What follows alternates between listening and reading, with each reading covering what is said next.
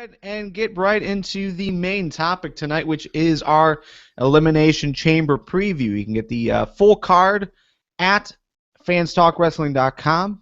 You can also get in the show notes if you're listening on demand. So here's the card right now. I'm just going to read off the entire thing, and then we're going to talk about match by match what we're looking forward to, what we like about each one, and our predictions. So the kickoff match: Ryback versus the Rhodes Brothers. Titus O'Neil versus Darren Young. The tag team championships will be on the line as the New Age Outlaws defend against the Usos. Finally, the Usos get that title shot. The Intercontinental Championship, Big E will defend against Jack Swagger. Batista versus Alberto Del Rio. Wyatt family versus The Shield. And in the main event, the WWE World Heavyweight Championship will be on the line as Randy Orton defends against John Cena, Sheamus, Daniel Bryan, Christian, and Cesaro. Out of all of these matches right now, which one are you most looking forward to, Nick? Wyatt family versus The Shield, hands down. Every time they faced off in the ring and the Wyatts back off for a little bit, I get chills whenever they start escalating and one guy steps forward, and the other guy steps forward to meet him, then the rest of one team steps forward, the rest of the other steps forward. It's a very slow build, but I think this is one done exactly right. I couldn't be more hyped for this match. All right, Nick, your audio is kind of going out, but obviously you're going with the Wyatt family and the Shield. I think a lot of people in the live chat will agree with that. Joe, your thoughts. What match on this card are you most looking forward to? Nick's already said it, man. The Shield versus Wyatt family, that is the most compelling. Those two factions are both fantastic. They both have a lot going for them, although I think we're on the decline of seeing the Shield. I think we're possibly going to see them split in coming up to WrestleMania anyway. But, I mean, the Wyatts, like Nick said, as soon as they start doing something, like, you get chills. If you happen to walk out of the room and you hear that audio clip, that when you hear that, I come running through the house. Like if I'm like in the basement, like getting the laundry or something like that, because it's a Cena match, I don't have to pay attention to that. All of a sudden I hear that, I'm bolting up the stairs like I'm the fucking Ultimate Warrior running to the ring. Yeah, I'm just reading the stream in the live chat, and they're basically saying the same thing. This match is the IWC's main event. Basically, this is the match that we all care about. Looking at the rest of it, it's kind of weak, but this match for sure is definitely a match we all want to watch. But okay, let's start off at the beginning. The kickoff match: Ryback versus the Rhodes Brothers. Joe, let's start off with you. What's your overall thoughts on this match and who you're predicting?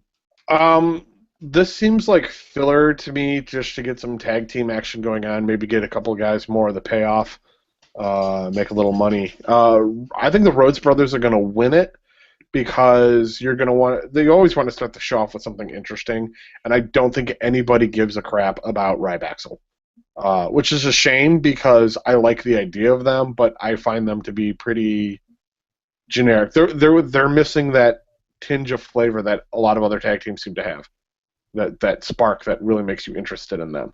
The Rhodes Brothers, I mean, it's freaking Goldust and Cody Rhodes, so they both have sparks that you can attach yourself to. Outside of Ryback, what's left? Sure, but as far as this match goes, I mean, WrestleMania is right around the corner. A lot of people, despite Goldust going on Twitter and saying that there's probably no way that the match would take place, but there was that belief at one point that we would be seeing Cody versus Goldust. For them to win this match would basically mean that match for sure is not happening, right? And I'd be fine with that if that were the case. But I mean, you've got, it doesn't have to. They could win that match, and all of a sudden something happens between them. that can spark the to have that spark the premise to have that match. I mean, we do have over a month until WrestleMania. Right. That's a lot of time. I mean, with uh, what is it, 5 hours of programming a week for sure. I mean, that's Raw, Smack, or no, 6 because Raw, SmackDown, and main event. Not counting Superstars because I don't even know if that's even on the air. I've stopped watching. Nick, what's your thoughts? Do you agree with where Joe's coming from? Not necessarily. I don't think the Rhodes brothers are going to win this one. I think that goes to Ryback. If only because last night on Raw, the Rhodes brothers got the toy highlight, and that's usually creative hell. And PTPs was in there for a long time. Los Matadores were in there. That's where gimmicks go to die. So I don't think the Rhodes brothers are going to get over until they actually do break up. And I guess there's a possibility that they could win, but something in there will spark the breakup. But I don't know. Ryback is starting to get not a push, but they are starting to evolve a gimmick of just being the trolliest trolls that ever trolled.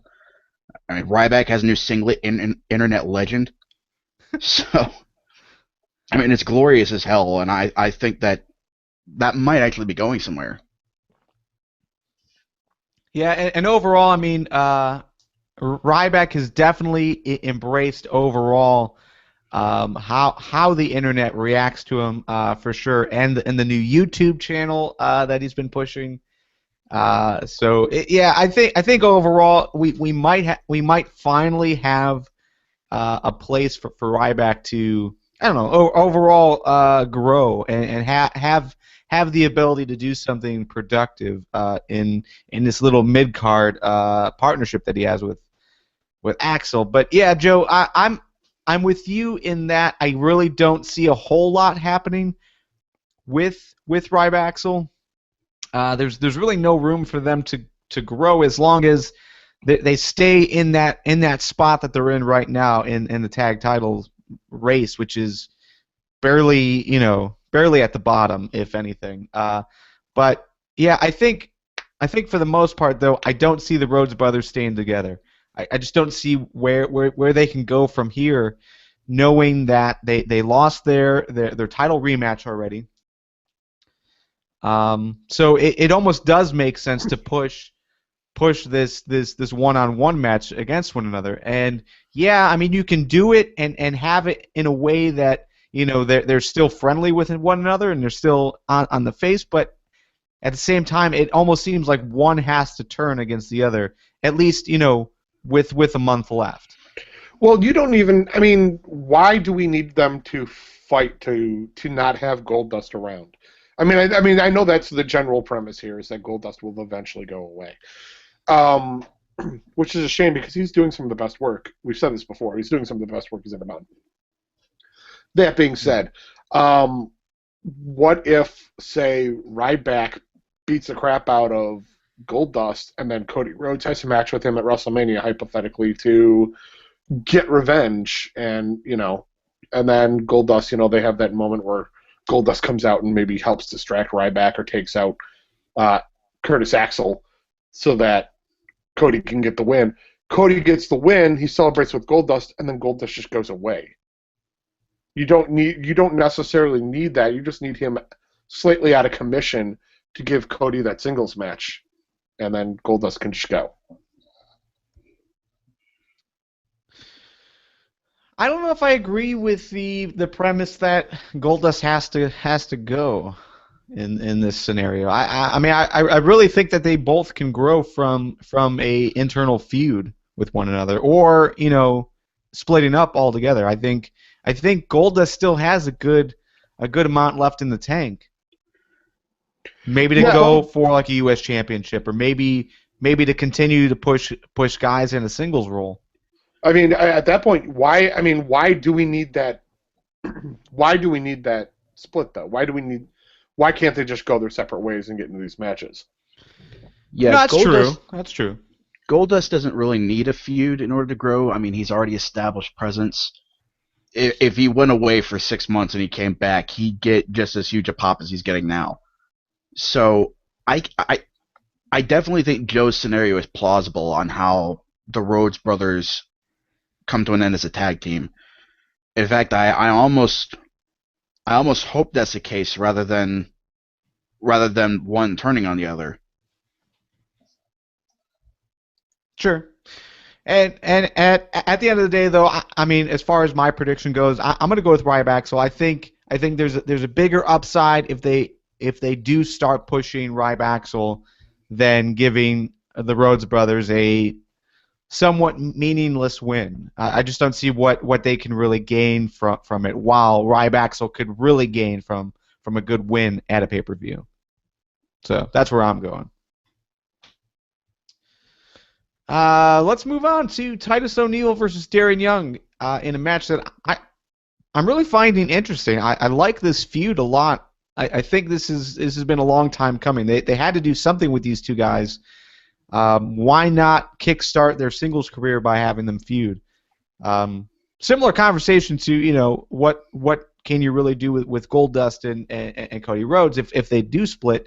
I think having a tag team feud like this is a good move, especially for Darren Young and Titus O'Neil, who've been kind of dormant as a tag team for the last year and a half. So, Joe, your thoughts on this match overall?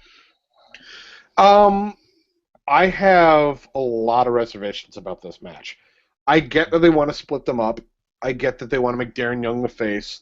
There's many reasons to make Darren Young the face. One, he looks like John Cena, so there's that extension.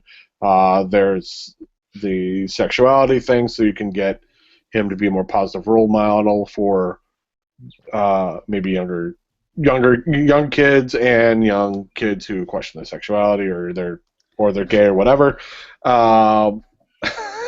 Whatever. He can be a positive figure going forward.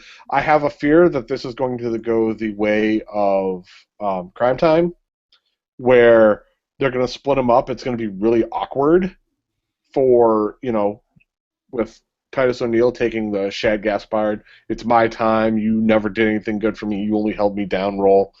And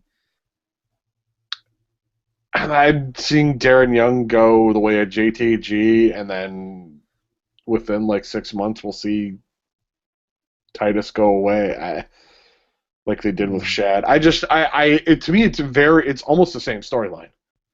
Well, and I'm not happy about storylines. that. Yeah, but speaking of same storylines, just that overall general feel, who do you think? I'm sorry. Do you think Titus O'Neil will be on TV longer than Brodus was in a similar role? Oh, I think Titus will be on longer. Yeah. Okay. But I don't think it. I think it'll quickly relegate itself to Superstars or main event. I don't foresee him being on the two flagship shows for very long. At least not without being in the 3MB role. I mean, the difference between Titus and the guys in 3MB is that Titus is actually charismatic. Like, he actually has a mic presence and without the weird accent that Heath Slater has. And he can actually make a push stick with him, because singles or tag team, whenever he's out there, he always puts on a decent to above average match. And he's always good on the mic. As for this match, I'm with Joe. I see Titus going over in this match, just because I think they want to draw this one out a little more. And in their first real in-ring clash, it seems obvious to me that Titus has to go over in order to make the payoff for Darren mean that much more. I completely agree. I think Titus goes over to make him be that much more of a monster, so that Darren can have that rematch at WrestleMania and get the win. Yeah, I have I like that theory altogether. I don't really see this as a WrestleMania match, though, as far as a rematch goes. I would love to see it, but But as far as WrestleMania level, it just doesn't feel like it's up there just yet. Pre-show? Pre-show, maybe. Maybe. I don't know. I mean, personally, I think that'd be a waste. But I mean, in terms of star power to that feud,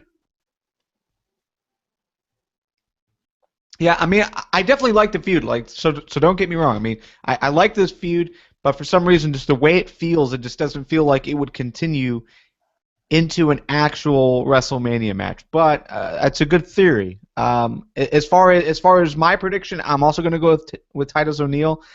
I really see him being like light years above anything that Shad Gaspar could do.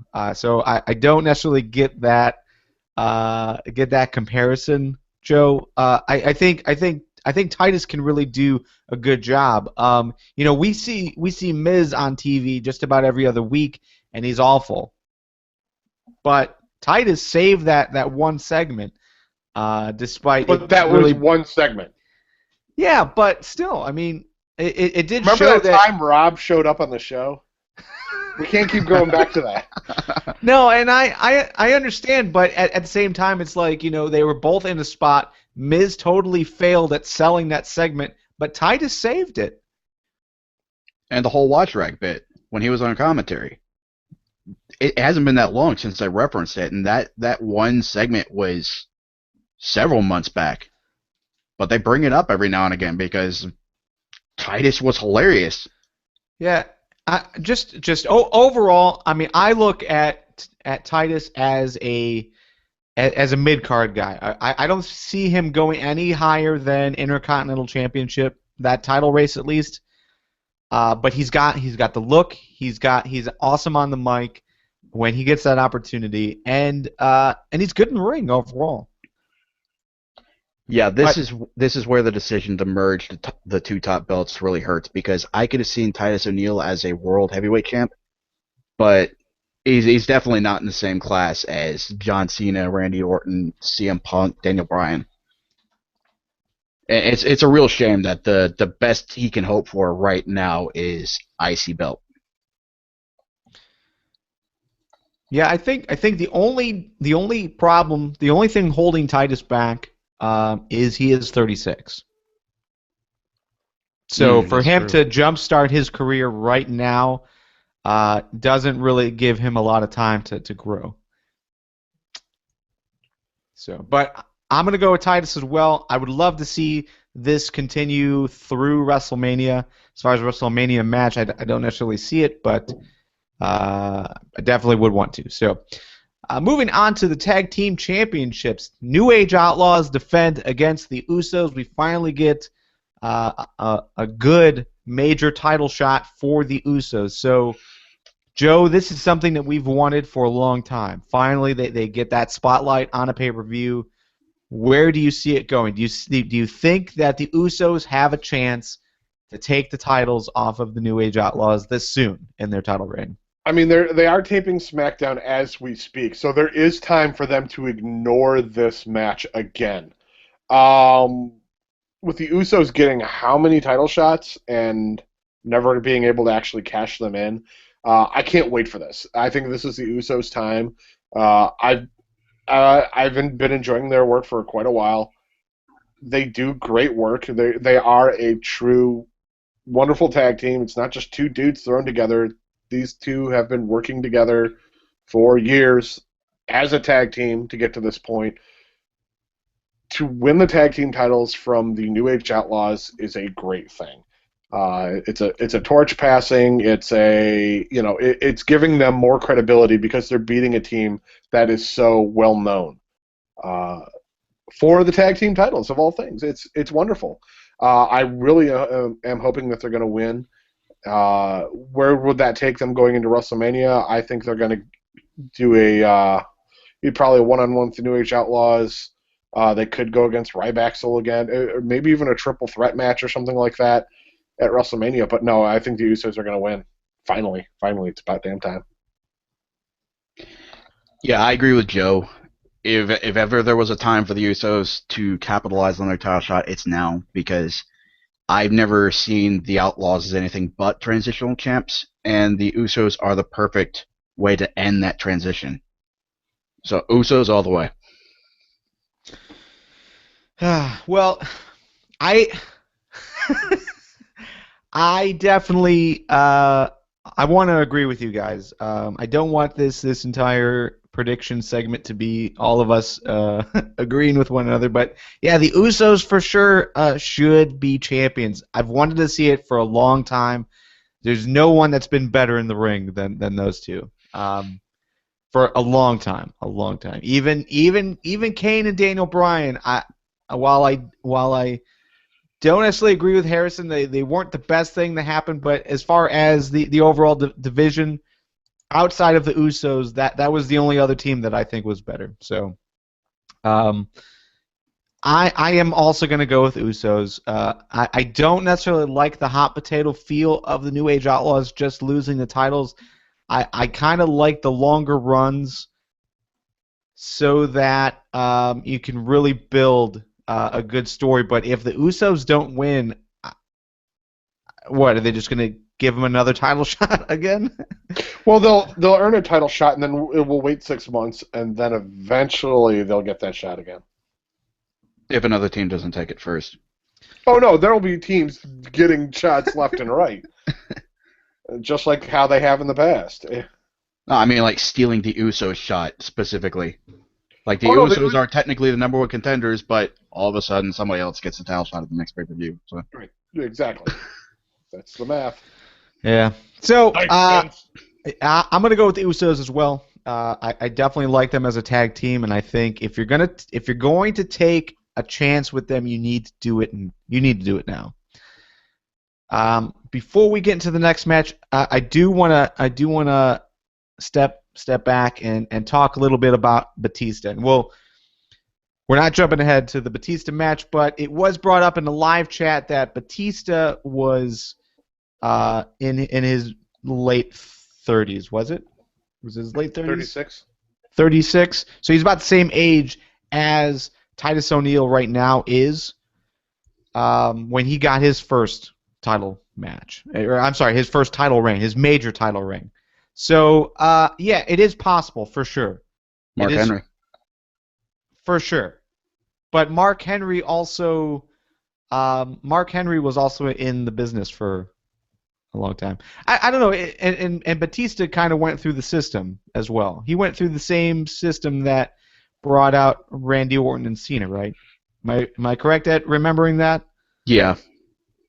So, yeah, so overall, I don't know, but for some reason, I just don't see.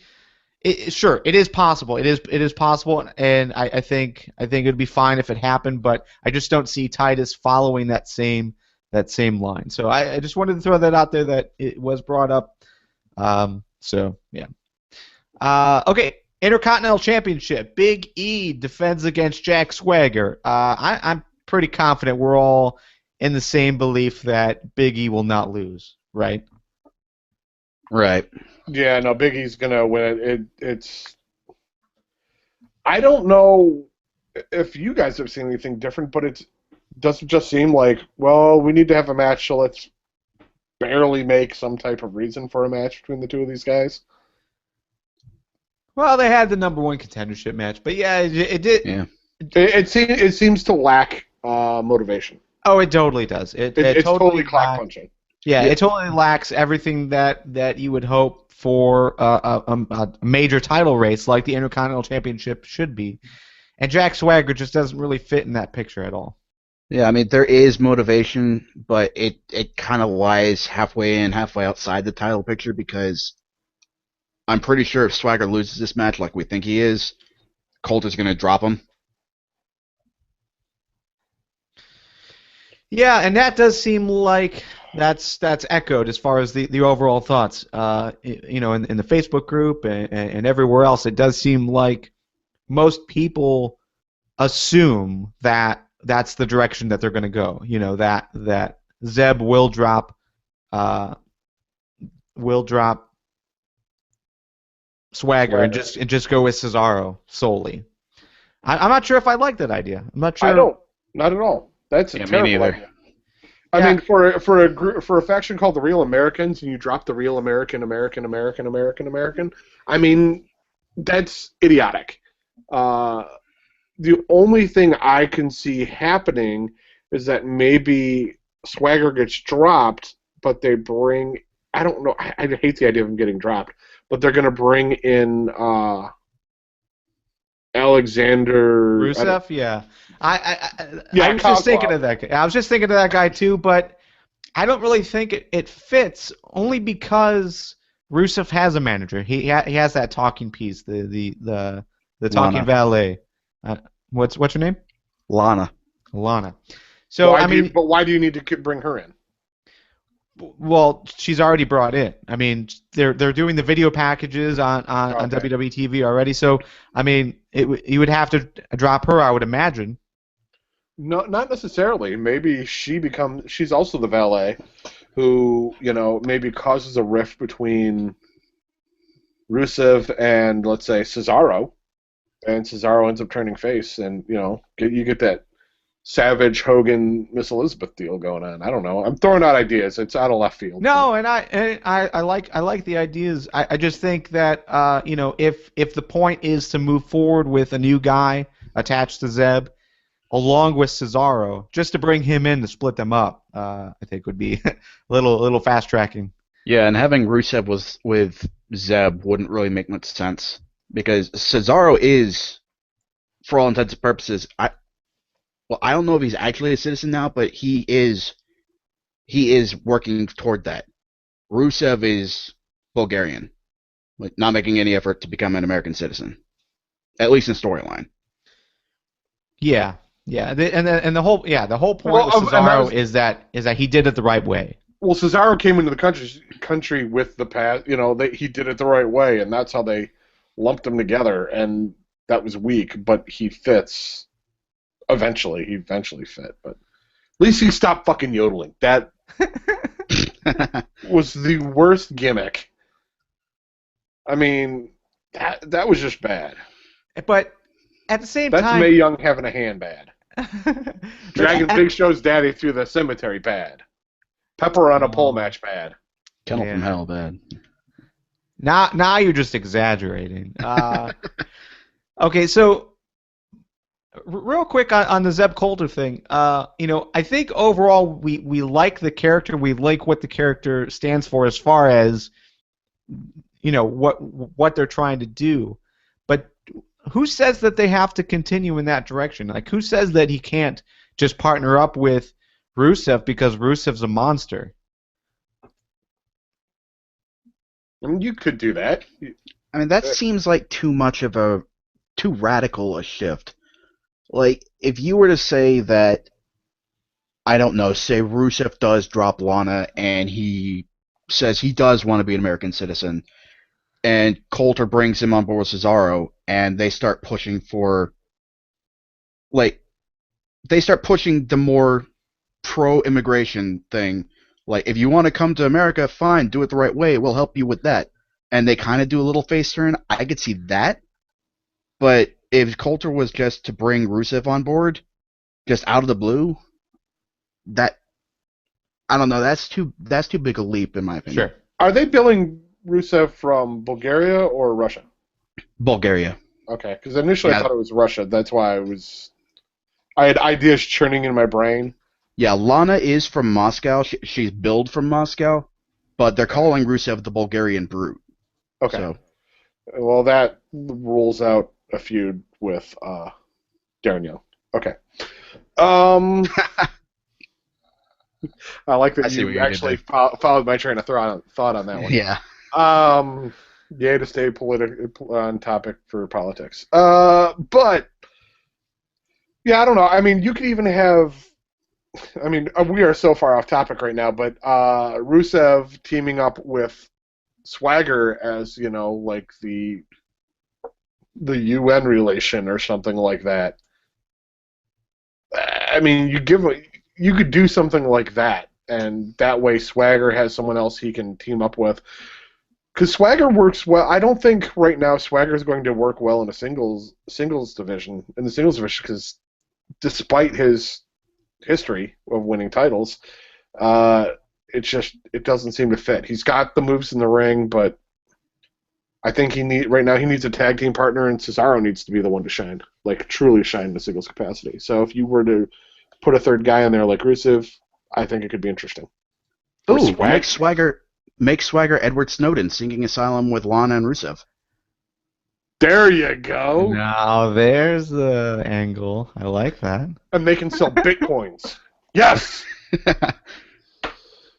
Fuck it. Hey, here's a fun fact for you. I'm on his Wikipedia page, but Rusev was actually trained by Rikishi and Gangrel. That means nothing. At the end of the day, Jack Swagger is losing. Big E is going to retain. Yep. Right? Okay, cool. Yes. Let's move on. Batista against Alberto Del Rio. Rob's turning in his grave right now. You know that Batista is very important in the company when he spends less than 90 seconds on the go-home show, right? Oh, yeah. All right. Who you got in this match? Really? Does it? It's it's Batista. Because really, why are you going to put anything more into Alberto Del Rio at this point? Why? Yeah, as much as I'd love to see Del Rio go over Batista at this point, there's no way in hell it's going to happen. Not right before WrestleMania. Not when he's the number one contender. Yeah. Yeah. I don't see any way to really get around that. Batista wins, or there is the opportunity for Del Rio to win, or I'm sorry, Del Rio to get over via DQ or something. But why? There's no reason. No, there is no reason at all. Unless you're putting him unless you're going to do some like triple threat or fatal four-way at WrestleMania, there is no reason. Yeah. Yeah, I don't see it either. So yeah, Batista wins. But again, this whole notion that Batista's he really hasn't even been on TV at all. Like we're talking like minutes since Royal Rumble. Do you think that means anything? Do you think that the WWE is no longer as confident in him, or do you think they're just saving it up and they're not wasting all of their energy on him until after Elimination Chamber? Nick? I don't think the WWE cares if he's on TV, because that's been The Rock's modus operandi too. Like up until the month before WrestleMania, he's advertised, but he doesn't really show up. Yeah, but I mean, you can't, Garvin. You're trying to put Batista on the same level as The Rock. And you can't, because The Rock sells movies. Batista's got a small part in a movie. That's like saying freaking Randy Orton has a 2-second bit part in a movie and now he should be on top of the company. That's stupid. If we were going by movies, Miz would be the top guy right now. Agreed. Why? Can't we go back to Big Show's movie and have them do a sequel? Where he's like running around in his underwear and with, like, if we were going by TV appearances, Big Show would be on top right now. He's in fucking everything. Well, I mean, if we were going by appearances at restaurants, I think we can go back to that where the World Restaurant for WWE, where Big Show was going around eating people's food. Please tell me I'm not the only one who remembers that. No. I remember it. That was part of the Big Show Cody Rhodes. Yeah, Cody Rhodes build feud. Yeah. All right. So I somewhat agree with you that maybe they are just kind of giving him that Rock treatment, but at the same time, and Kyle brings this up in the live chat, they gave him, if we are to believe the quote unquote rumors, Batista has a 2-year contract with WWE. Now, we don't know what that actually means, if that means he's full-time, but it seems like if he's got a 2-year contract, it usually means full-time, right? So why hasn't he been on TV? Brock Lesnar also has a contract of that nature, but he's got the limited dates. I can't I can't imagine that Batista doesn't have something similar, especially if he's doing movies and stuff now. Yes, he's going to be in one popular movie for the summer. But outside of that, really? Batista? I'm waiting for him to be in a Lifetime movie. It's like a bouncer at like a bar where a pregnant girl gets discriminated against. Well, I think there's a sequel to the Guardians of the Galaxy movie that he's in. I think there's a sequel in the works, so he's at least got 2 Marvel movies. I mean, nobody's going to recognize him because he's going to be dressed up as Drax the Destroyer, but... Sure. So he's going to be in one movie, and then he'll be at the end of one eating shawarma. Okay. I don't think it qualifies. And really, unless he's going to be crying, I don't think he's going to be a very good actor. No. Just going to be lots of screaming and yelling and smashing stuff. And then he poops his pants. Because he is the Destroyer. And according to Judas, Batista's in the Care Bears. No way!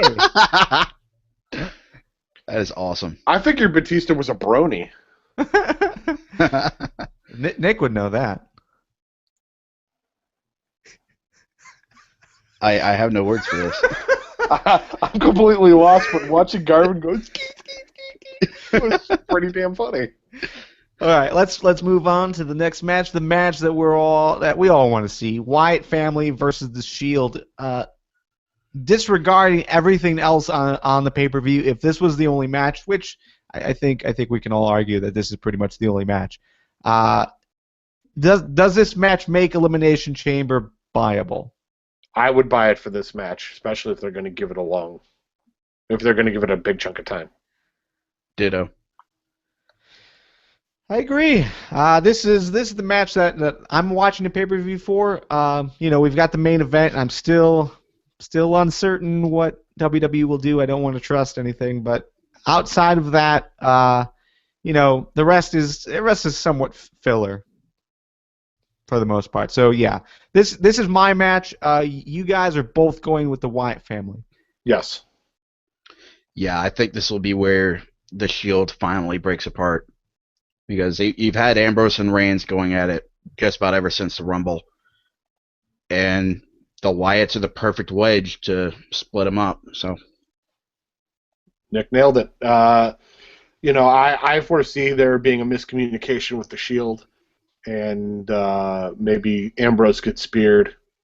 Or he happens to spear Rollins, and Ambrose gets pissed off afterwards, and that's when that brawl breaks out between the two. Definitely between the two of those, if not including Rollins.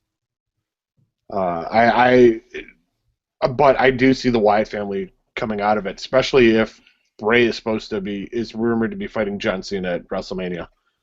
I think the Wyatts need some strength coming out of this pay-per-view to go into that. Yeah, I'm definitely interested to see what happens with the Wyatt family. They definitely can only go up from here. Really, win or lose, I see really good things for them. I'm with you guys. I'm also going to go with the Wyatt family. I'm also predicting that we'll finally see like that real wedge being put in between the Shield. We saw some actual vocal evidence that Roman Reigns was not impressed by Dean Ambrose anymore and was not really on the same page with him this week on Raw. So I think for the most part, if they're going to do it, they need to do it now, just in time for WrestleMania. I think this triple threat match that's been rumored that we've been talking about for the last month or so here on the podcast. That's a match that I definitely want to see is a triple threat match with the Shield for the U.S. Championship. I think it'll be epic. Absolutely. Yeah. All right. So, and with that, that was our main event, but the official main event is Randy Orton defending the championship versus John Cena, Sheamus, Daniel Bryan, Christian, and Cesaro in the chamber. So I think how we should do this is start just eliminating people that have no chance. I'll start. Christian, right? Correct. Seconded. Yep. The next one, Cesaro. The only thing we're getting him in there for is, I mean, he'll have a good showing, I think, at least a strong showing for what time he'll be in there. We'll see the European uppercut. We'll also see a giant swing of somebody into one of the pods. I'm hoping it's Sheamus and that he breaks his face. I'm hoping that he duplicates that one spot he did with the Miz, where he's just slamming the guy into the barricade. And Yes, that was awesome. That was very cool. So, but you see, I mean, are you guys eliminating people in order that you think that they'll be eliminated from the match? Because I think Cesaro is going to be in the final three, personally. I could see that. See, here's the thing. I mean, like, I could see him lasting longer. So what? Sheamus is the next one out. I think So if we said Christian is the first one out, yeah, I could see Sheamus or Cesaro splitting the difference on the next. I mean, Sheamus, we're just going to get the generic bro kick and pounding on his chest and the go in the corner and the chops and whatever. But we're going to see the Wyatts take out John Cena. That's inevitable. That will be the major spark to push forward into WrestleMania for John and Bray. I actually think there's going to be something going on between Orton and Daniel Bryan where both men will end up going to WrestleMania. Some type of complication to some extent, like Kane gets involved somehow or something, because I don't see WrestleMania being sold on Randy Orton versus Batista. You need a heel. Right now they're not selling Batista as a heel. So you send Randy Orton up against him, okay, but that's weak sauce.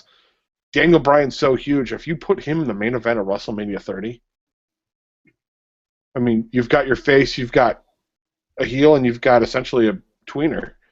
At least that gives you something to grab onto. I just think that Batista versus Randy Orton is going to be so weak that they're actually afraid they're going to put Daniel Bryan in the spot to win the title.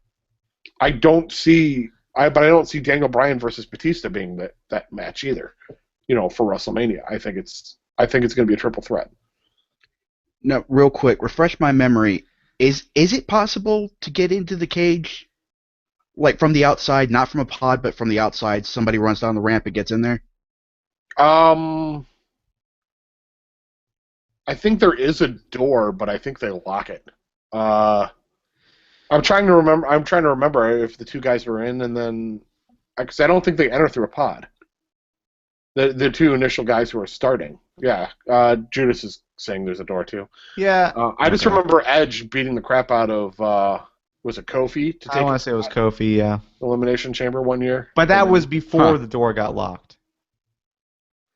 That was while Kofi was going down to get into the match. I wanted to say it was while the match had started.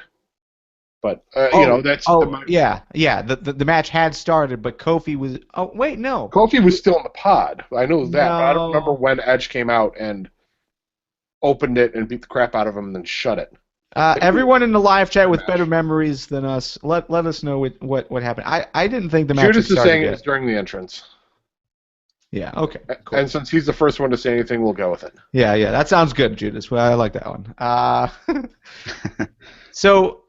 Okay, what we're forgetting. So I agree with you that I don't see anyone from the outside getting into the ring. But what we're leaving out is two factors. One, we don't know what's happening with Brock Lesnar yet, because I also see Brock Lesnar getting involved in some fashion.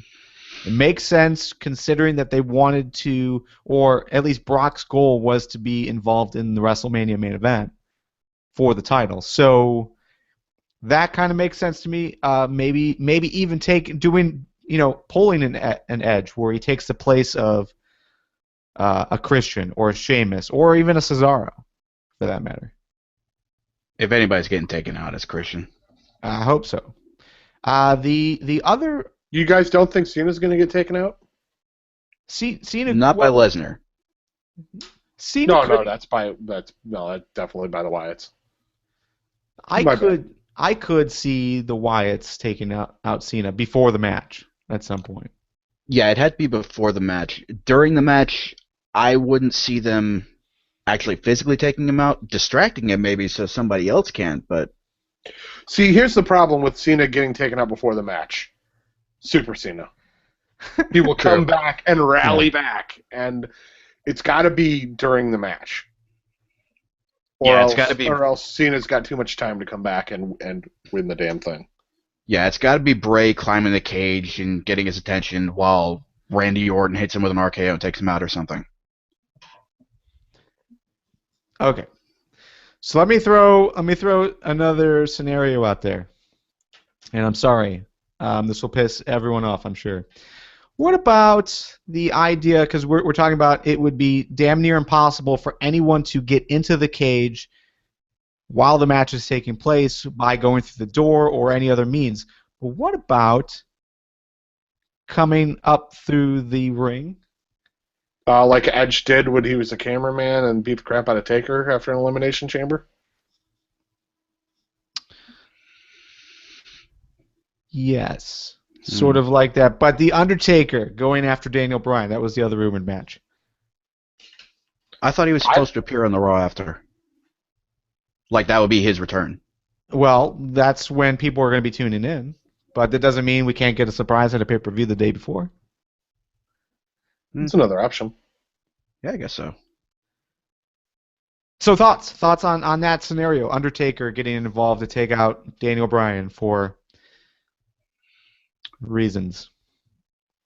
Assuming it would happen, that would be a pretty interesting feud.